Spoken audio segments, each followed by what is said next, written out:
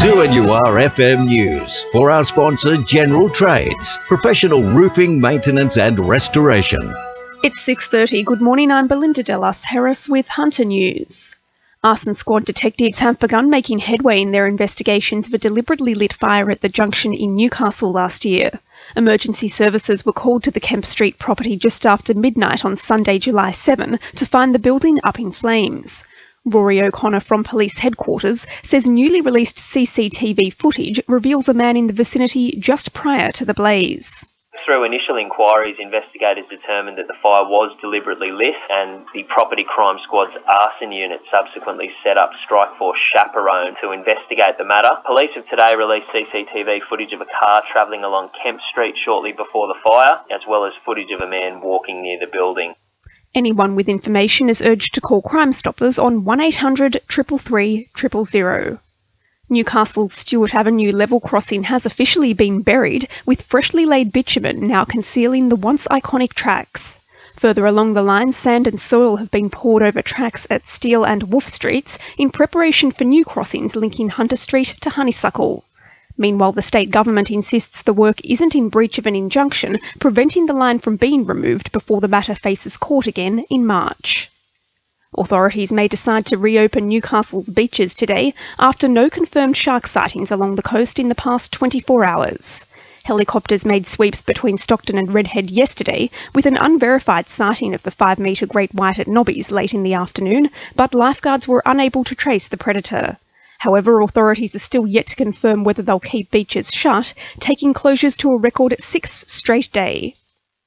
There are claims circulating Hunter magistrates, legal staff and the public have been put at risk as courts across the region are left without sheriff's officers.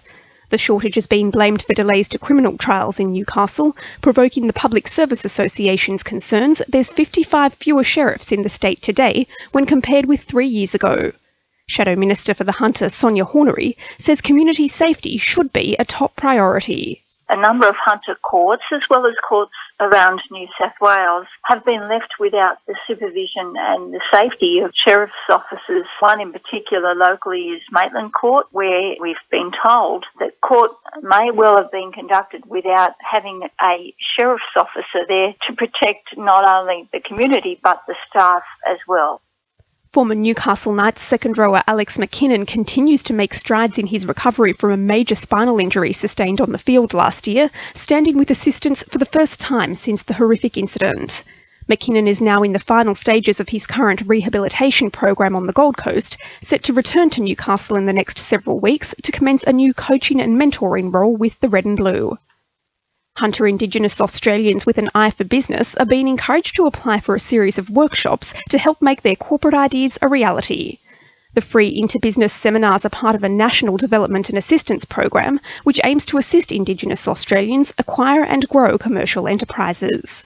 Program Manager Eric Oates says the initiative is a useful starting point. The Interbusiness workshops run by IBA are a series of 3 one-day workshops that aim to assist Aboriginal and Torres Strait Islander people explore the ideas that they may have for starting a business and to see whether that idea can be commercially viable. The next workshop takes place in Newcastle on Thursday, January 22. Now with sport, Cecilia Connell.